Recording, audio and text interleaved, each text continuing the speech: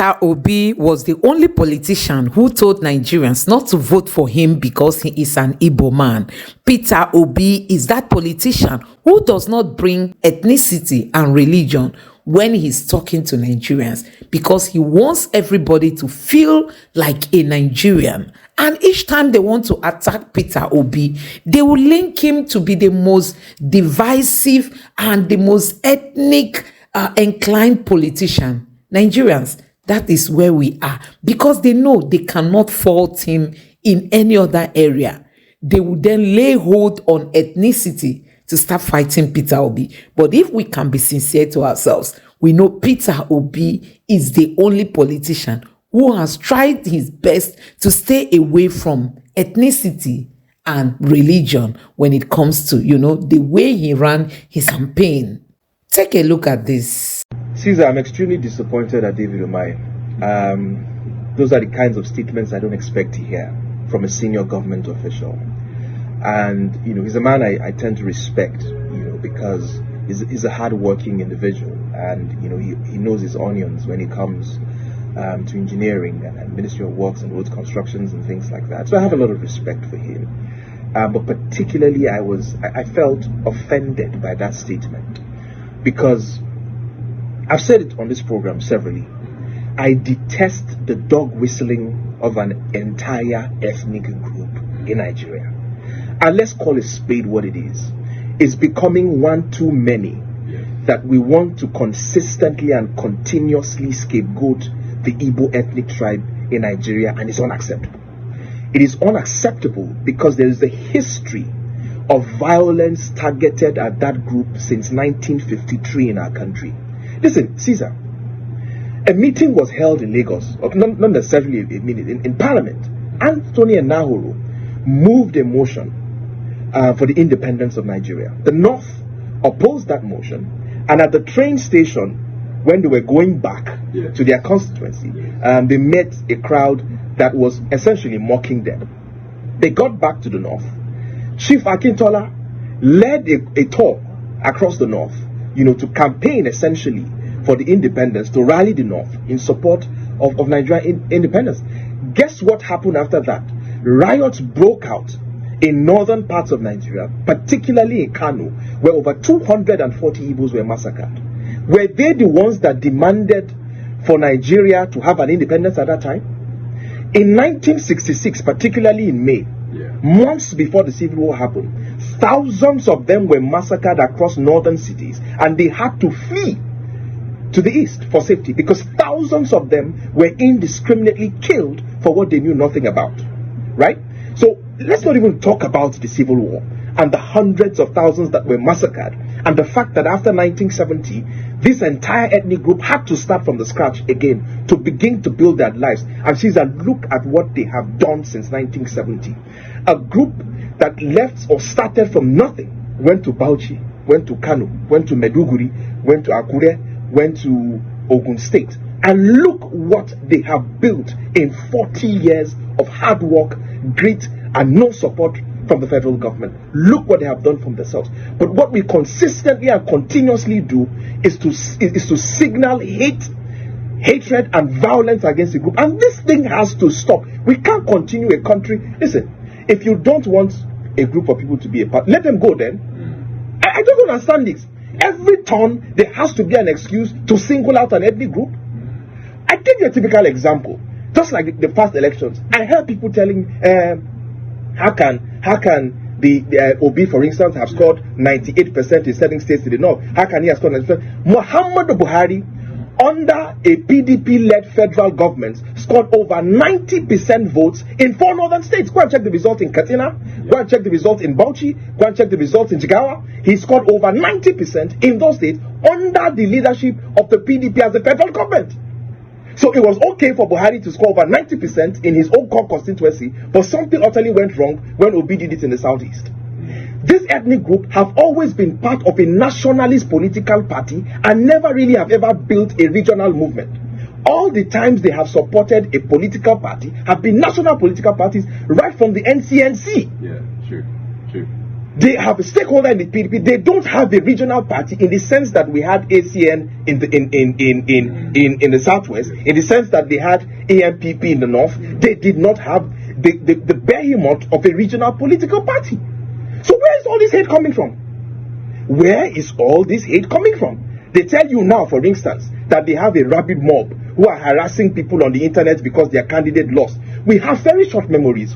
In 2011, a candidate lost in this country and over 800 people were massacred in violence in the north.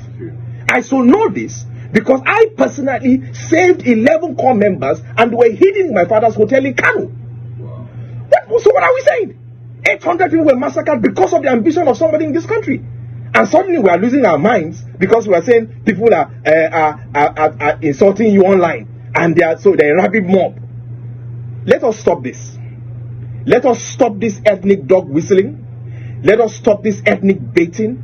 And this thing should not continue. We are one people, one country.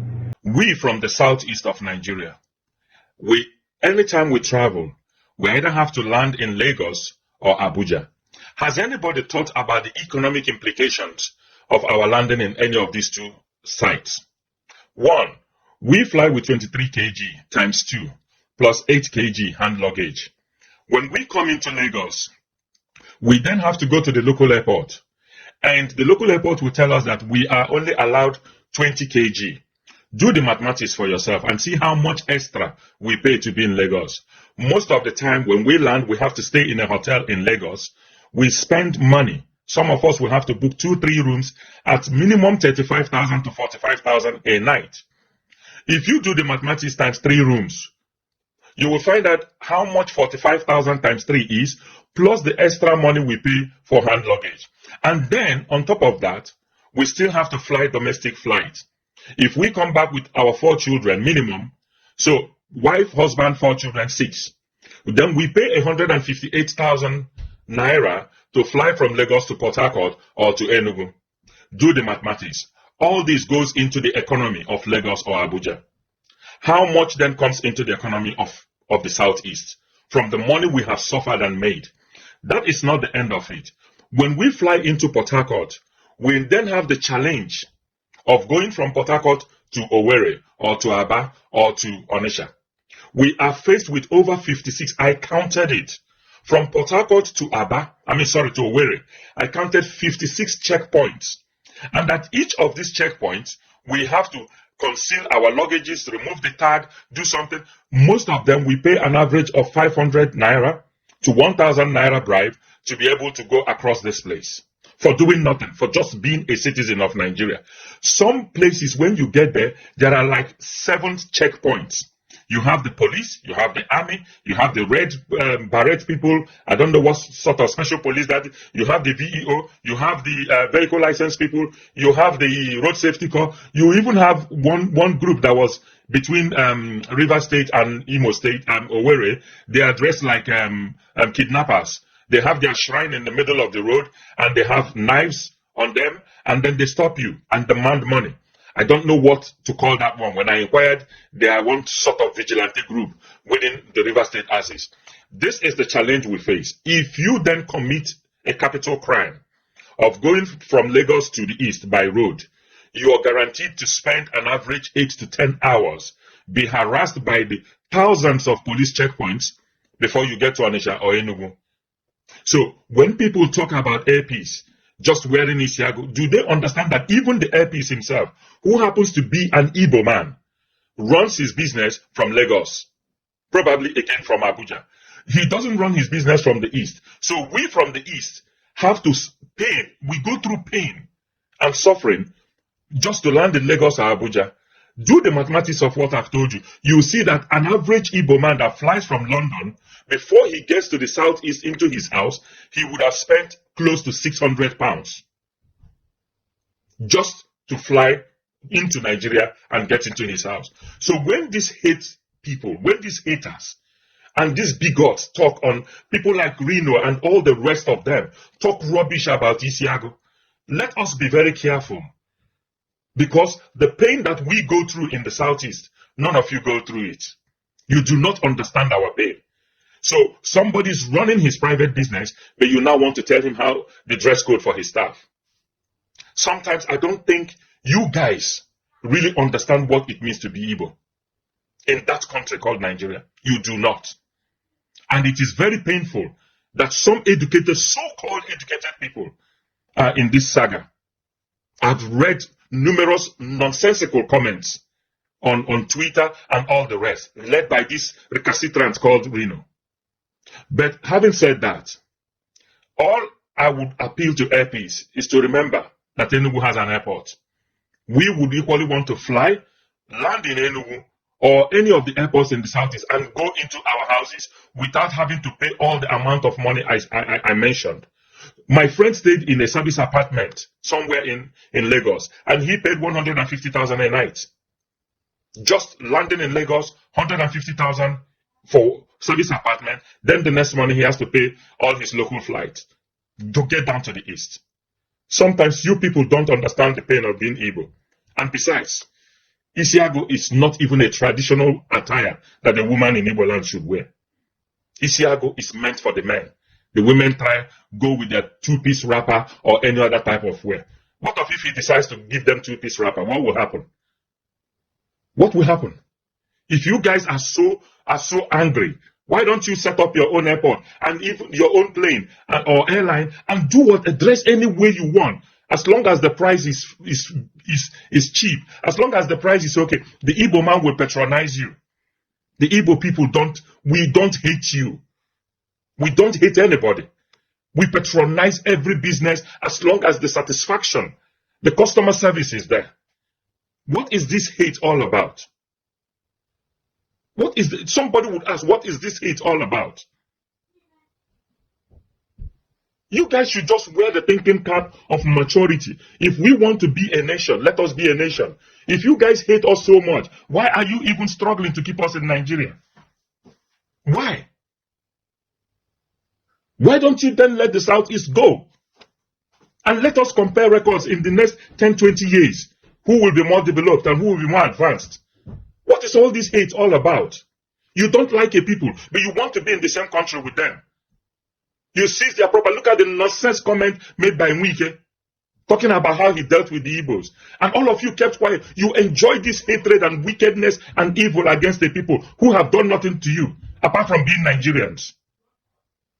Some of you need to take a deep thought, a deep reflection, and think about what your actions. It's not a must to belong to the same place. If you hate them so much, let them go then. Let them go. They've invested everything they have in your place. They've come there, they've done business, they've helped you develop your economy. What have you done in the East? So guys, you have seen it for yourself. These politicians, they can't fault him in corruption. They can't fault him in embezzlement. They can't fault him, in other things that a typical politician in Nigeria is known for. They can't find him wanting in those areas. So what else if not to start using ethnicity and religion and all that? That is the only thing they have against Mr. Peter Obi. But we know Peter Obi told Nigerians, don't vote for me because I'm an Igbo man. Don't vote for me because I'm from the Southeast. Don't vote for me because I'm a Christian. Vote for me because I know I am competent. And now that Emelokon is on the seat, you see how Nigeria is sinking. They stole a mandate they don't know how to manage. Let me know what you think about this in the comment section below. Please don't forget to subscribe to the channel and turn on the notification bell